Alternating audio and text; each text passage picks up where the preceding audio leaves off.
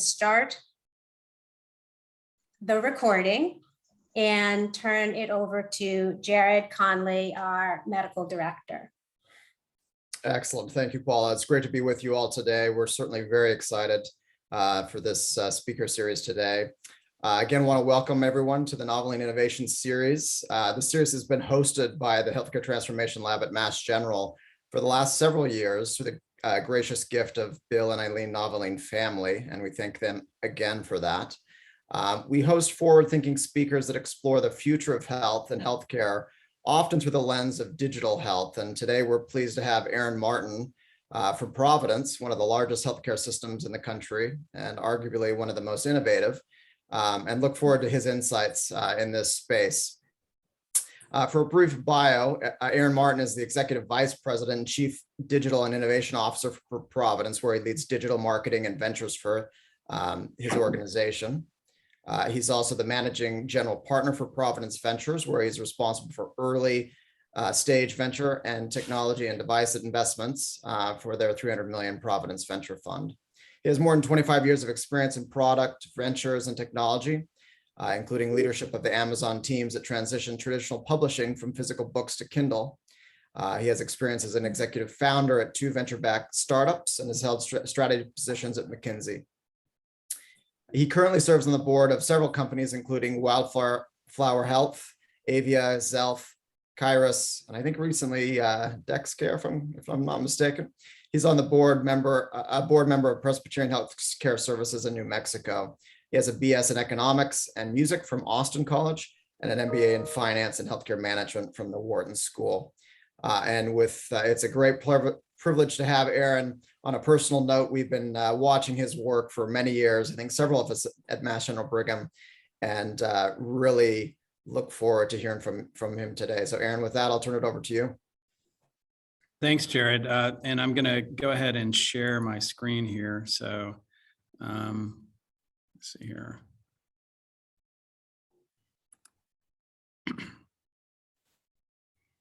Can you see this? Perfect. Yes. So real quickly, I'm going to just give a brief, kind of description of Providence as a whole. We're a 51 hospital organization kind of based in Seattle, spanning near 120,000 caregivers, covering kind of 8 states in the Western United States based in Seattle. We cover kind of the full continuum of care in most of our markets. 3 major markets are the Seattle market, Oregon, and then Southern California. So just to kind of tee up the discussion, we're a large integrated health system, about 26 billion. And, the thing that we've got, and I think other health systems, including academic medical centers, are 2 kind of big competitive threats to us as a health system. On the kind of left-hand side, you see the digital first disruptors. Right-hand side, you've got the national payer provider platforms. What they have in common is a lot of funding and a lot of economic power. On the left-hand side, these disruptors are primarily digital first. So they will lead. What that means is they'll lead with a digital offering. They have an advantage in terms of targeting just our profitable services. And so one of the things that I always kind of, think about is we have an obligation to our community to provide a wide continuum of care. Not all of it is profitable. There's a lot of kind of cross-subsidization economically. They don't need to do that. They can kind of pick off and choose, specific areas in which, are very lucrative to us as a health system. And then they have a very focused value proposition and brand, which might sound like a small thing, but it's actually a very big thing because, part of what I do is I do marketing, digital, as well as our venture fund. And on the marketing side, it's a challenge to market Providence because we do so many different things and it means so many different things to so many different people. They can focus their brand on a specific thing that they're working on, a specific service line, et cetera. On the payer provider piece, they are doing a lot of work around digital integration. So a lot of the friction that you experience as a patient between how the payer kind of and the provider seems kind of disjointed, those activities. So, you get confusing bills, et cetera, et cetera. Those organizations are working to kind of close those kinds of gaps, through digital integration. They own the full premium dollar. That is a huge advantage. So it frees them up to do things that's harder for kind of a largely fee-for-service organization to kind of tackle. And then they have massive balance sheets and are very economically profitable. So, the statistic I always kind of throw out there is in 2020, the three largest national payer provider networks, United Health, Optum, CVS, Aetna, and Humana, between the three of them generated $43 billion in free cash flow. And so for those of you kind of, playing at home, that's not their balance sheet. That's how much money they made in that year. And so they have an awful lot of economic, heft to kind of bring into the market to buy physician practices and that kind of thing. So this is kind of what's kind of motivating my team largely to kind of, make sure that we build a compelling platform to kind of counter these competitive threats as an organization.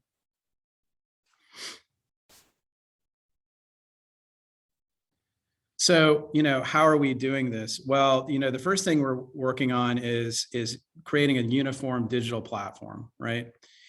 And the second thing is then we're digitizing these endpoints. Third is creating a navigation and engagement platform. And if you do those three things, then it opens up the world of building kind of digitally enabled business models quicker and faster, right? And so think of the first areas as like kind of infrastructure, things that you have to get right, as an organization to really kind of engage consumers and that kind of thing. And if you kind of skip to the end, it's going to be a lot of kind of one-off point solutions that really aren't going to scale. And so on the uniform digital platform side, there's several different components that we've deployed. First of all, we're a very complex, when I came on board 8 years ago, we had the charitable way of describing our brand was it was complicated. Probably the more accurate way was that it was confusing. And the thing I always kind of explain to people is if your brand is confusing offline, it is a disaster online. And you actually end up competing against yourself. And so the situation that my team had, early on confronted with was, say, for instance, in Southern California, we had a merger partner with St. Joe's, so totally different brand. And then each of our hospital ministries under the Providence brand were branded separately as, to the specific hospital, right? So people really didn't know us as Providence, they knew us as St. John's, right? Et cetera. And so what this doesn't allow you to do is scale your kind of awareness across a big geography. It puts you at a huge disadvantage. So we're competing in Southern California against really great brands like Cedars-Sinai, like UCLA and Kaiser, right? Who all had kind of pretty consistent brands. So we had to fix that. So we've gone through a massive brand rebuild and rebranding across our organization that we're just now finishing up and will have to be completed in 2022. The second kind of tied to that is one site.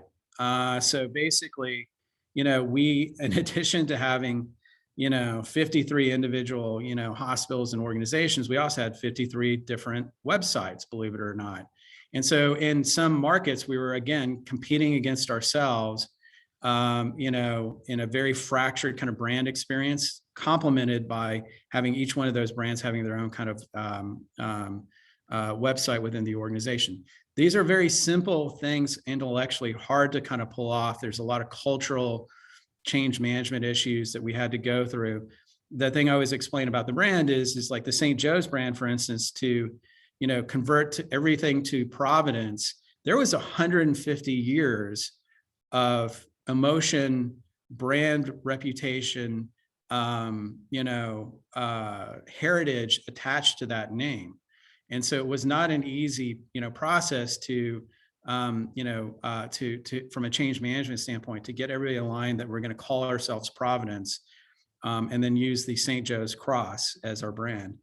The next thing is getting the consumer data that we're gathering in different pieces and parts everywhere into a unified platform. We, very creatively call this the consumer data platform. In this case, we didn't really do a good job of branding, I guess, but basically what it does is it consolidates all of the consumer behavior information that we collect off the websites, the apps, et cetera, and it combines it with some clinical data and demographic data so that we can be more effective at reaching out to patients when we need to. And then a unified Providence app, which I'll talk to at length. And then the last thing, this is a really boring piece of technology that is probably the most important thing we've done in the past year is SSO. So we developed some intellectual property around Microsoft's SSO product that basically allowed us to merge it or integrate it with our Epic platform. So what does this mean? It means that consumers can log in using their MyChart credentials, but they're actually logging into our identity service as an enterprise, which means that we now have full control over the consumer identity and their login credentials, which means that we can gather information more effectively. We can track performance, over conversion, et cetera, and it's not all kind of, caught up into one kind of vendor's platform. So that is kind of think about that as kind of the roads and bridges, infrastructure type of work that we've done. I'm going to go into a little bit of detail there. So you can see here that, some of the performance characteristics that this has generated. So we launched the brand in Southern California, and we've already seen a 7-point improvement in our brand equity in that market, which is a very tough market. It's a very large market. It's a very expensive market. So to see that kind of improvement is pretty dramatic. And then consolidating to a single, website, we've seen year to date an 88% year over year growth. And again, not magical what we did. We just stopped competing against ourselves, right? And we started to kind of, put through this kind of this consolidation of our web properties. Single sign-on, we've converted 1.5 million accounts migrated from MyChart into our new sign-on platform. We've had 8 million successful sign-ins since we launched this back in September, and 87,000 new accounts have been created since Q3. Marketing, so this is the consumer data platform. We've delivered almost 1 million incremental visits to date. This generated $250 million incremental contribution margin.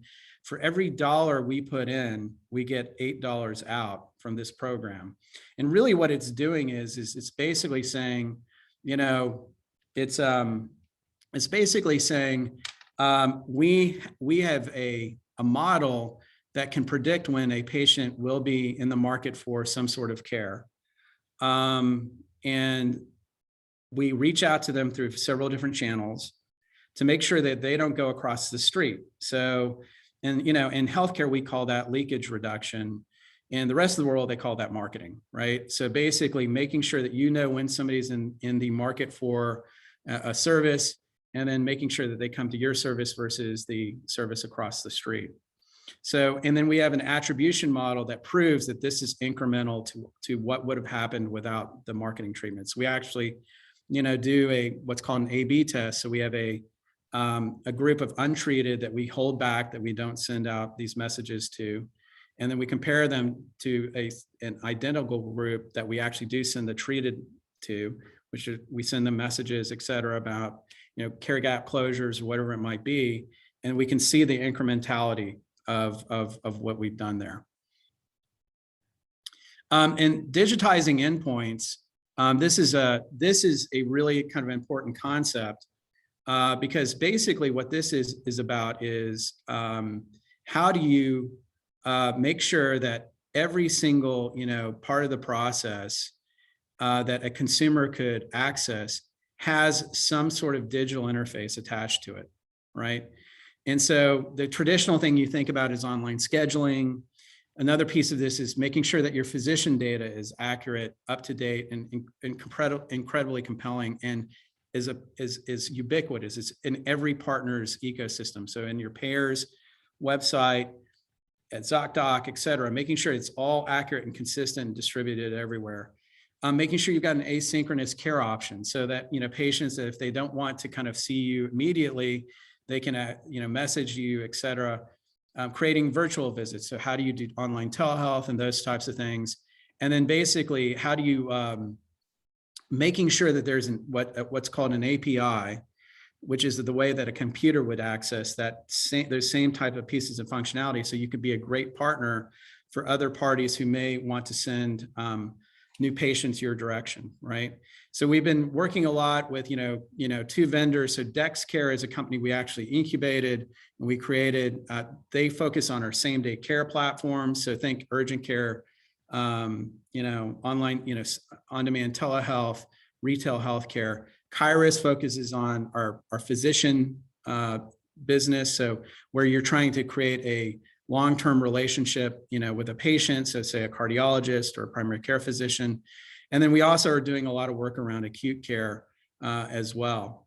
So think, telestroke and those types of care modalities. I would say on the platform side that I was talking about before, I would say we're probably 80% there. Here, it depends on what your measure is. So if you think about the highest volume kind of activities that we've done, so think, again, the ambulatory kind of care scenarios, like for primary care, for retail health, on-demand telehealth, those types of things. I think we're probably, if you just counted that small group, I think we're probably 80% there on a volume basis. On a use case basis, I think we're only about 20% there because there's so many services that patients should be able to access online that they can't today. So think, we still don't have the ability to kind of book mammography online. We don't have the ability to do radiology online. Those types of things that consumers should be able to, where they need to self-refer or access, they should be able to do that 24/7. So we're still kind of, behind, in my opinion, as to where we need to be there. So I'm going to go a little bit into some of the results that we've seen here. So here is, this is kind of the same chart that every health system could probably show you. We saw the first US COVID case in Washington, January 20th in 2020. So that happened up in Everett. And then, as you can see here, telehealth just really took off. The thing is it's continuing to sustain at reasonable levels for us in our markets. As you can see here. So the alt virtual visits are typically, these are visits where, it's a primary care telehealth visit through Zoom or, specialty visit. And so you see that, patients are still preferring, or still accessing us via telehealth. This is our physician directory, platform. It's powered by a company called Kairos, which is also part of our venture fund. And you can see here on the left-hand side, we built this in a way that you would expect to kind of, consumer would expect to see any other type of service in this, using the same kind of, framework and way that they would access other kind of consumer services here. So you've got on the right-hand side, you've got the map pack of like who's closest to you. Left-hand side, you've got the list of the physicians. And then there's a physician detail page, again, with the map pack on the upper right-hand side, and then the scheduling availability that you can do kind of online on demand. So, and then this is, kind of the similar kind of DexCare platform, but for what we call, kind of on-demand same-day care. And so the key thing to think about in terms of how we treat these two different use cases is, I think about it in kind of thinking fast, thinking slow, right? So if you're a patient and you just have something that's, you want resolved almost immediately, immediately could be in a matter of minutes through online telehealth, or it can be in, in retail healthcare. So you can kind of see, our coverage of the retail footprint there in Southern California. And something in the next kind of 24 to 48 hours, right? And you care less about who sees you, but more about the urgency, immediacy, and convenience.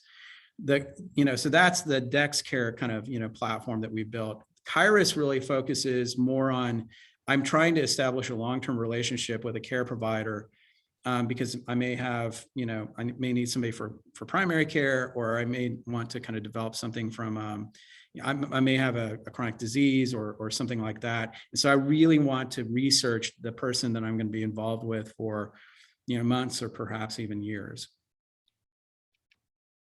So, the on-demand side of things, we've seen tremendous results. So this is the DexCare platform. 65% of the patients coming through are either booking or doing telehealth visits online. The balance are making phone calls into the retail. 32% of them are new patients to us. So we're gaining share through this platform and introducing new patients into our ecosystem. The commercial mix is 73%, which is much higher than our typical commercial or government mix.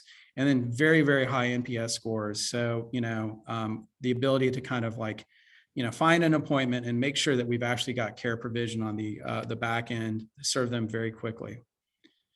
And then this is how the DexCare platform works. This is something we incubated, and I'll talk a little bit more about kind of our innovation platform internally, but the value proposition is, it does several different things very quickly. It basically says, look, I'm going to find as many of the consumers as possible and convert them as efficiently as possible into our care platform. So there's some robust SEO, SEM, and local types of technology that really kind of optimize, how we're found on Google and other marketplaces. Then it navigates the patients to the right venue of care. So making sure that we're matching up what they're trying to get resolved with, making sure that we don't see somebody that needs to be seen in person and sending them online, for a telehealth visit. We make sure that, we send them to the right venue of care. If it's more, urgent, or sorry, if it's a more highly acute issue, we'll send them to urgent care or even to the ED. So, kind of data-driven kind of patient routing, and then making sure that on the back end, we have capacity so that we're not sending them down, a dead end. So making sure that we've always got capacity and that we've got a care provider to wherever we're sending to them. So like one tactical example of how we do that is we have a platform that basically turns off advertising on Google if we're anticipating filling up a clinic.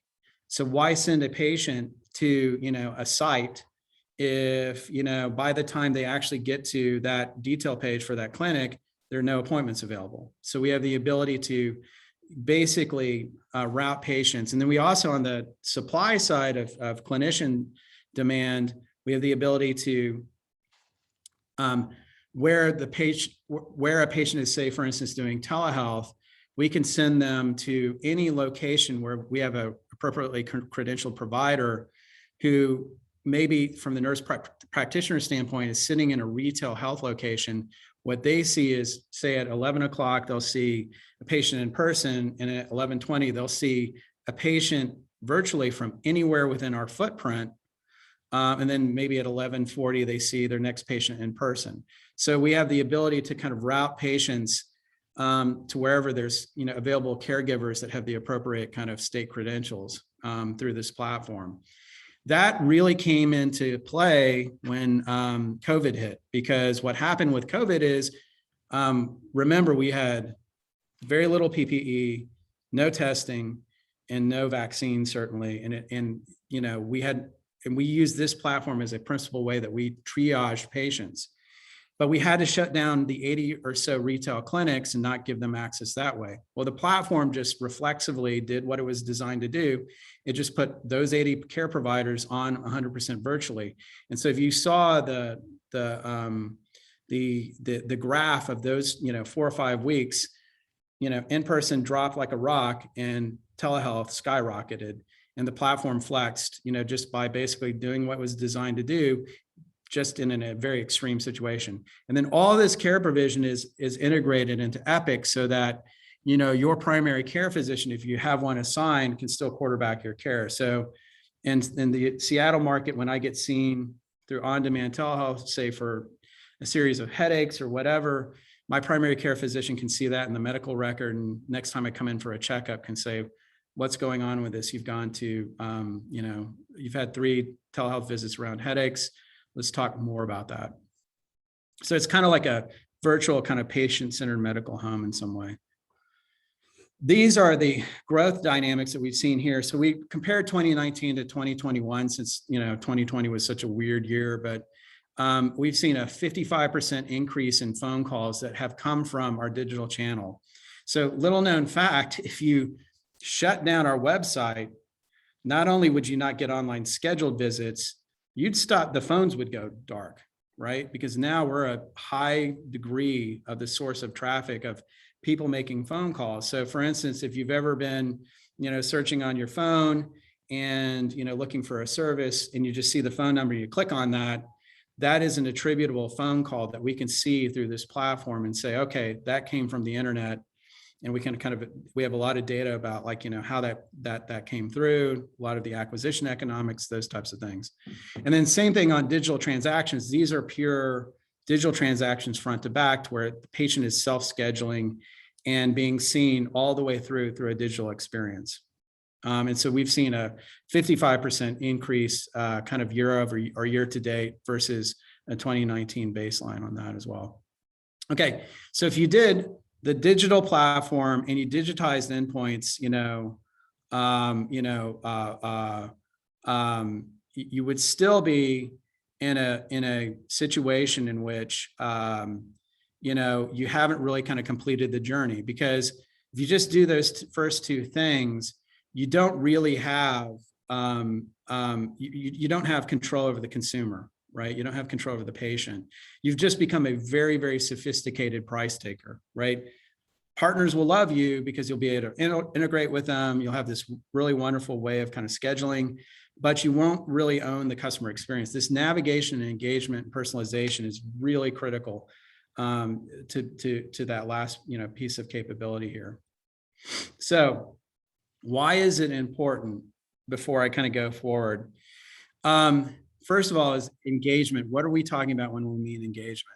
So today, Providence engages on a monthly basis digitally about 1.4 million people per month, right? So that means that they're coming to our website and they're doing some sort of economic transaction with us, engaging at a rate of 1.4 million. That's calculated as something called MAU. This is a metric you'll hear outside of healthcare around engagement, right? We believe we should be at about 5 million, because we do about 5 million ambulatory visits per year. And we think anybody who's coming through our ambulatory footprint, we should be seeing them monthly. Well, that doesn't make any sense clinically. What we're talking about is we're engaging with them through health and wellness and other kind of offerings to stay relevant with them every single month between episodes of care, right? We think our actual digital reach should be about 20 to 30 million monthly active users per year, right? So that's our long-term goal. And the reason for that is we believe that our future is where most of the people that we engage with on a monthly basis will never receive clinical care from us. As a matter of fact, the vast majority, they'll receive other types of health-related services from us digitally over time. It could be accessing content. It could be accessing nutrition. It could be accessing other kind of, use cases that are not purely clinical. And the reason why I know this is possible is there is a great health system that does a really good job of this today. It's called Mayo Clinic. And Mayo Clinic has this kind of reach with their content business. So you think about the kind of, they punch way, way, way above their weight in terms of their digital reach globally, because they have built an incredibly impressive content engine. And the reason why they're so experienced at doing that is their business model demands it, because they bring in patients globally into, Rochester, Minnesota, which is kind of out of the way. And so to be able to do that, they have to basically kind of have a huge funnel, and they have to show their expertise in a very, very kind of global basis, right? So this is possible for health systems to achieve. The second piece of this is personalization. What does that mean? Well, for us, that means a know-me kind of connection to us as a health system, right? So this is increasingly just table stakes for consumers. If it feels like you don't know who they are, both in person as well as digitally, they're going to go somewhere else. So this is core to our brand and our vision. And then finally, navigation. So how do we navigate patients to the right venue of care, and then also help them along their care journey without, it being involved like a bunch of phone calls and that kind of thing. This should be automated. It should be AI driven, those types of things. So what have we done about this? So the app, basically the Providence app allows us to do many different things. It allows patients to find care near them, to access the on-demand care platforms that we were talking about before, access our smart assistant. We call her Grace, but it's an AI platform. And then also access health content to keep engaging the patients between episodes of care. It also allows us to do, things like driving next best action. So for instance, if we have a patient that has historically not made their appointment, we can remind them more on a personalized basis than say somebody who's pretty good about it, right? We can prescribe content via a platform called Xealth that the physician actually recommends to that patient. So Xealth is a platform that allows physicians, clinicians, or anybody who's accessing the EMR to prescribe anything that's not a pharmaceutical as if it were a pharmaceutical. So directly into the EMR, they can say, hey, we recommend you watch this video, read this article, attend this class, buy this brace off of Amazon, whatever it might be, anything that can be kind of, fulfilled over digitally. And all those recommendations come back to the app. So that engagement with the physician comes right back into the app so that we also get, additional, benefit from that. And then finally, the ability to access our EMR as well. So this is how we've seen the app being used. So 67%, not surprisingly, engaged with MyChart. 6% are kind of engaging with our in-person clinics. And then 27% of the users engage with their PCP when assigned. And then 22% of them use the app actually as their first time experience to engage with virtual visits. And we're also starting to see 15% of the users engage with our smart assistant, Grace, which is very encouraging. I already kind of talked about this, but through SSO, the ability to kind of create an integrated experience, we can prescribe through this platform, not just content, products, and services, but other apps. So if you have a episodic event, like say, for instance, we're investors in a company called Wildflower Health. They help women through their pregnancy journey and postpartum. We can prescribe Wildflower and you use through Xealth and use the exact same credentials that you use to log into the Providence app into the Wildflower app. And so we've seen so far pretty dramatic increases in MAU after we deployed SSO. So you can see there, we deployed SSO around in July 1st. And you can see, the improvement in engagement and a bunch of these other statistics as well. We think eventually this app next year is going to move into the high hundreds of thousands of engaged users and then eventually into the millions, to where it'll match basically the number of patients that are engaging on MyChart alone. And then we're also doing a lot of work around personalization on the website, not surprisingly. So making sure that we know you as well as we do in the app, making sure that same experience gets duplicated on the website as well. Grace is our AI smart assistant that spans basically our health system. And so Grace does a bunch of different things well. She will answer basic, questions for you. She'll give you the latest information about COVID. Grace was a major way that we responded to COVID, early on, because there's no way our call centers could have the volume of conversations we needed about patients that were worried about their health when COVID was a new thing. And so Grace was basically a conversational way of kind of addressing these concerns and helping patients self-triage themselves through COVID to determine whether or not they needed to seek care. It also allows us to navigate patients to the right venue of care as a symptom checker that does differential diagnoses, and then again, directs patients to the right venue of care based on what we suspect the patient might have. So Grace is kind of, this is the vision for Grace. We want it to be a care companion. So what we want it to be is persistent, predictive, and personalized. So what that means is, we want Grace to follow you and know what happened the last time you engaged with her under a logged in situation, so that what I've told the team is, let's not duplicate what happens in the offline healthcare world, which is you show up at another clinic, they don't know who you are, and you have to fill out the same paperwork and that kind of thing. Grace should have a memory that is relevant to the situation you're in now. It should act as a concierge to help you navigate through various different venues of care. It should start to work in diagnostic assistance. As you know, we're in a huge labor crisis within healthcare. If we don't start to kind of, help our clinicians through what in a lot of cases are algorithmic kind of low acuity, diagnoses to help them kind of, speed up their process, we're going to have a huge productivity problem. And we just, healthcare won't pencil without this type of technology.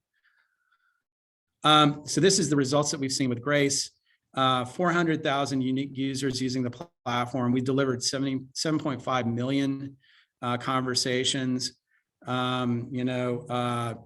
a 70% completion rate. So what that means is, of the patients who start a conversation, they complete to a useful completion, which is a very high completion rate for this type of bot. And then 57% of these patients convert when they're seeking care. What that means is 57% of them actually complete an appointment and actually go to the appointment. So Grace is kind of becoming a central part of our kind of digital strategy. And then finally, all right, so you've done all this, things are in place.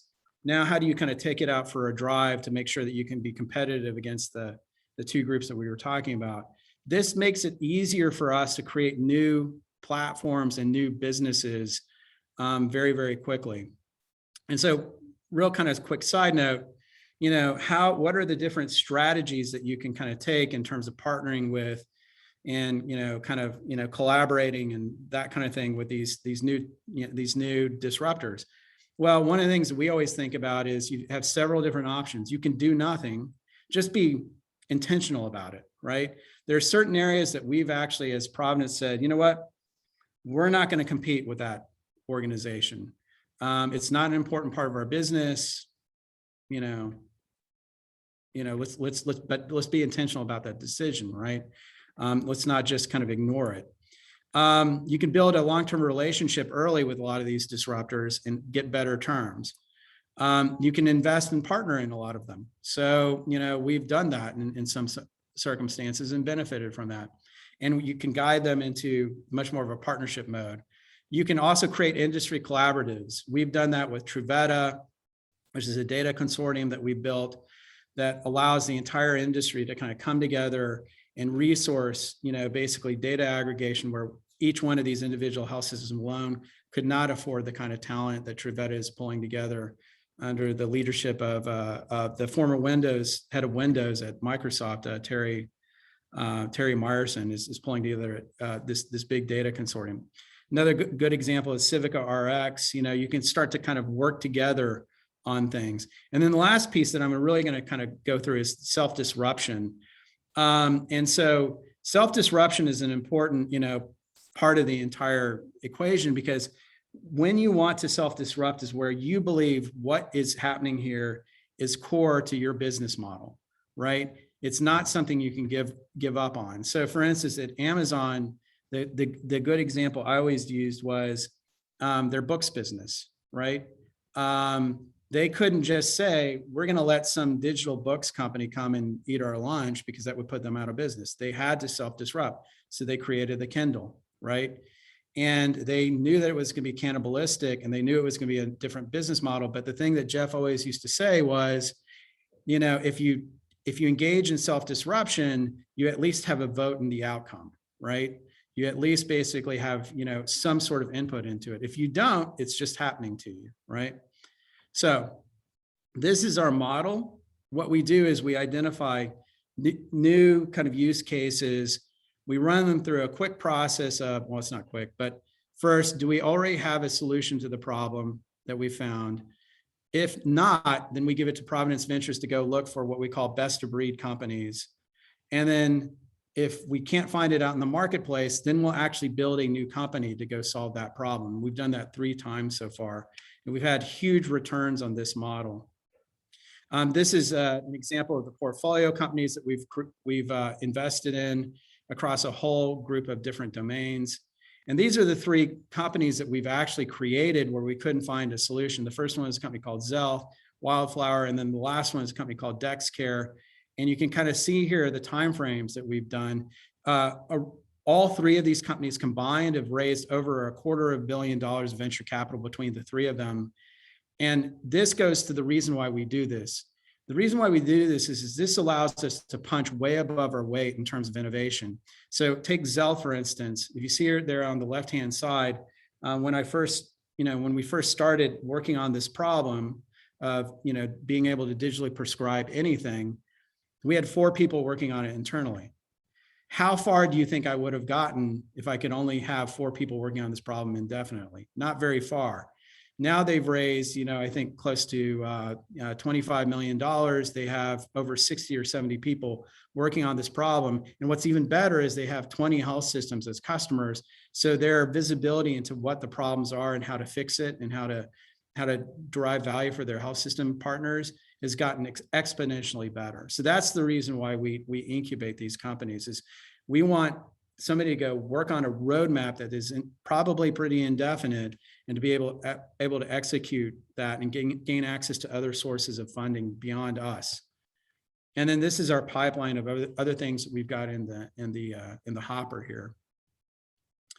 And then, and a good example is digital concierge. That's something we're working on. In primary care is, something that's kind of, further up the funnel that we haven't spun out yet.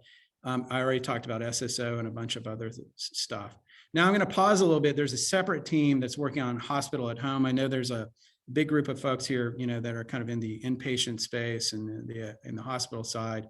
Real quick notes about some of the work that we're doing at hospital at home. We're super early into it, and I think, this is a new and emerging, but very important disruptive space. And this is a good example where we need to, as health systems, kind of self-disrupt, because the economics and the business model is going to change dramatically. And if somebody else figures this out, that's core to what all of what we do. So this matters.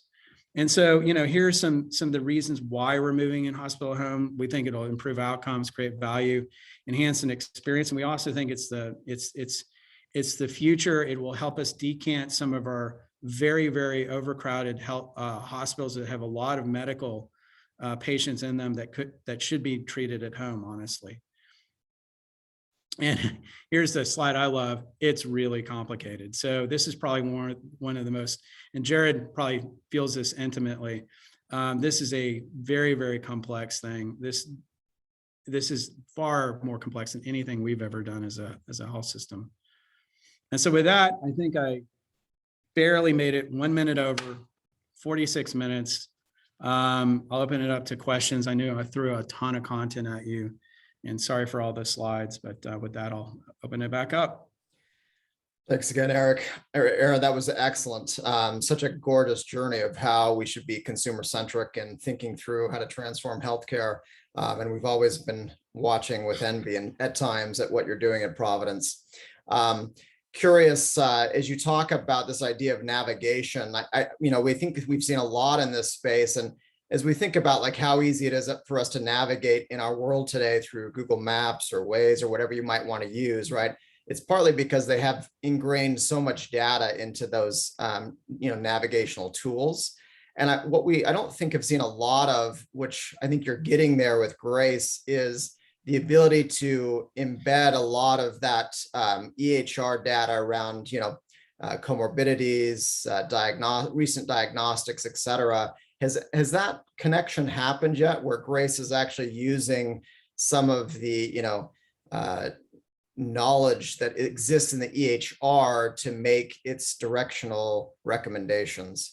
Yeah, so we're about to launch basically a medication like refill service through Grace, right? So that's one area. And really what all it's doing is it's taking what's a more complicated, confusing interface, let's say an Epic on my chart, for some, so some people like me, I'll go into my chart, I'll do my medical, my refill request pretty easily. I can figure it out, et cetera. What if you want a conversational version of that, right? To where somebody can kind of step you through it. So that's kind of one use case that we're doing. Another use case that we're doing is we're super early into this, but as you know, every clinician on here will know, one of the great things for consumers was the ability to message your clinician through MyChart. One of the worst things for clinicians is the consumer's ability to message you, because, you know, we haven't really figured out a way of routing that, at least on the Providence side, in a super efficient way. So like I got primary care physicians who sent me screenshots of their inboxes, and it's like staggering, right? And there's just no way they can keep up with the message traffic. And so one of the things we're thinking about is, how do you put grace in front of that, to where a lot of these questions are pretty rote, and they're not having anything to do with anything having to do with clinical care. So how do you kind of put grace in front of that, to kind of, at least as a speed bump before you email your clinician? So those are like two like near-term examples. What we're eventually going to start doing under login, to where we know you're in a secure environment, et cetera, and it's going to be opt-in, is to where Grace can, more kind of pull more into the EMR in a safe way, and provide information about your own medical record, in a more effective way. And then, the long-term vision is, this AI should become kind of an assistant to not just the patient, but to the clinician. And step one is kind of where we are today, which is very simple differential diagnosis. We think you may have one of these three things, go to this location. That's what we do today, right? But that's all based on what the patient is feeding us. You can imagine pulling in more kind of prior history into that, right?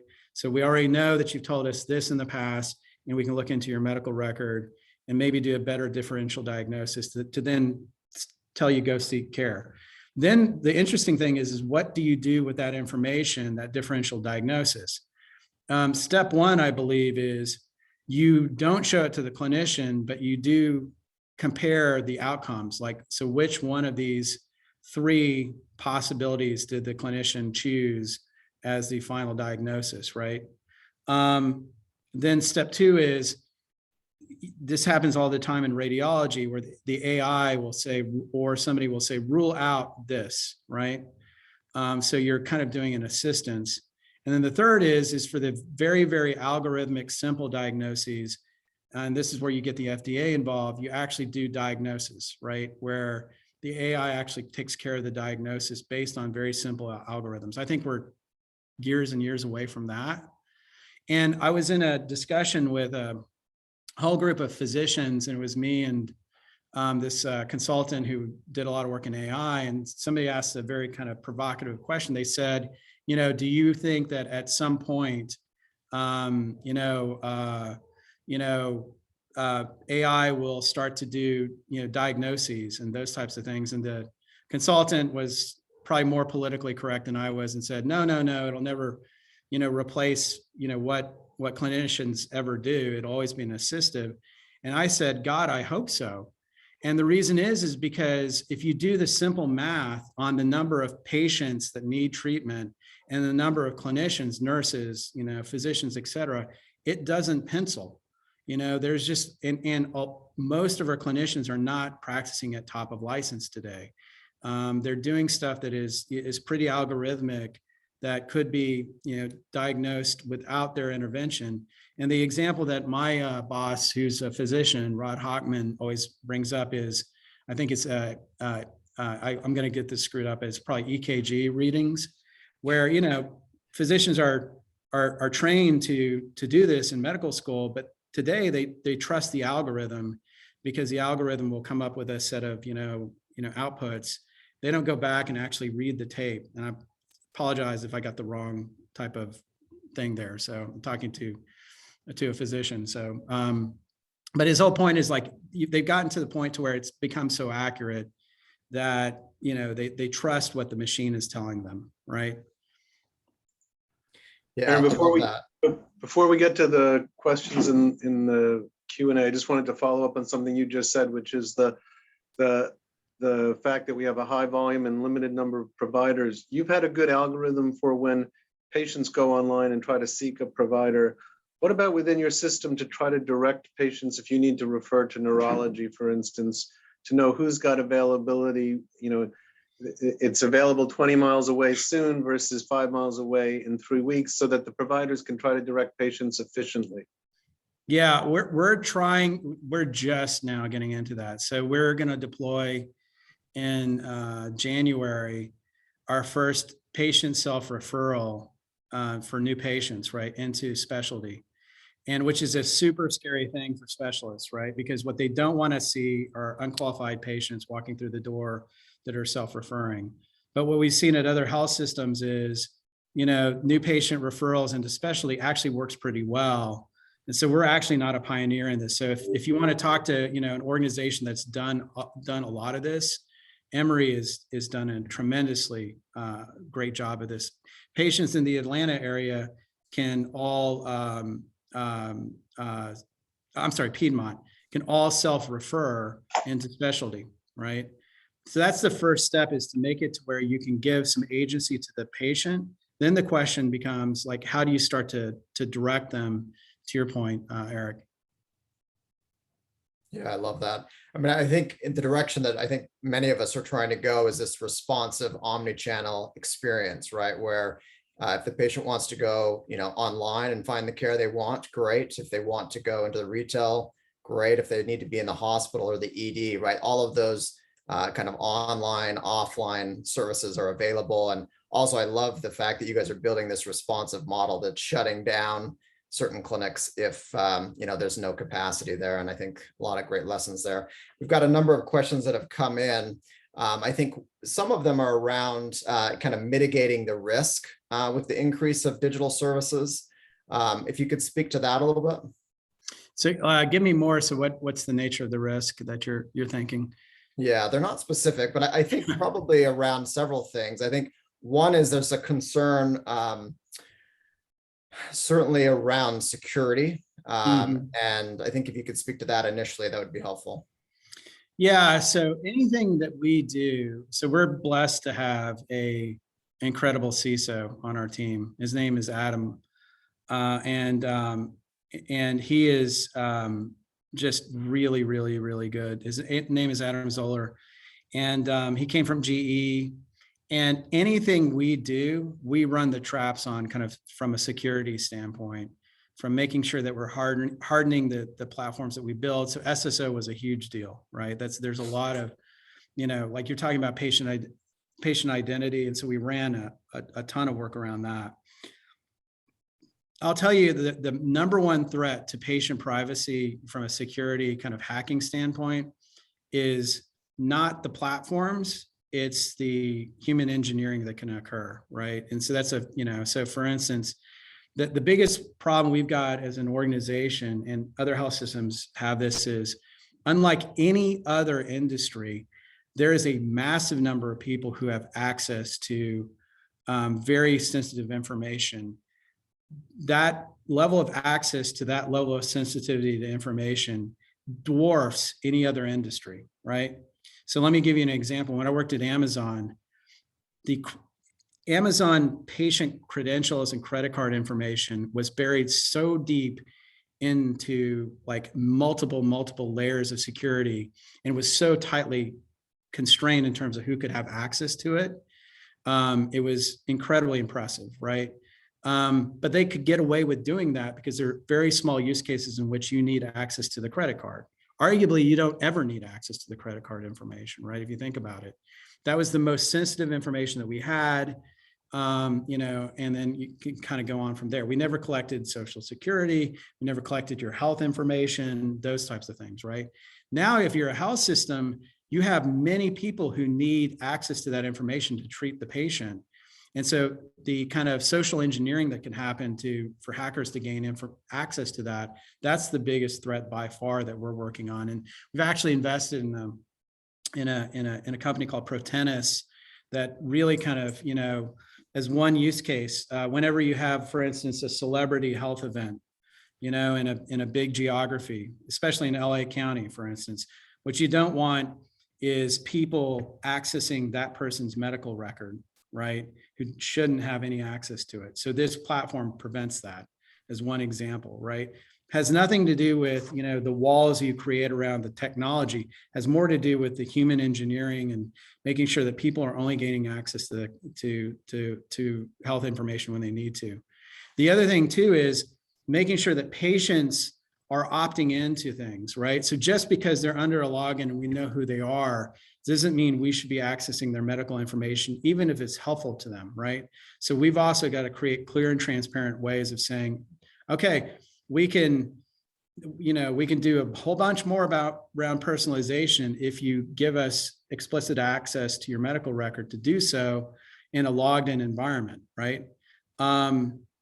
But we should be asking for permission about that, and we should be very transparent about how we're accessing that information. I think healthcare has gotten an opportunity, because we're so far behind, to do a better job than any other industry has around, like how we're using your data and being super transparent about it. So we can actually set a standard for other organizations, thanks, social media, et cetera, about how they're probably abusing their access to our information.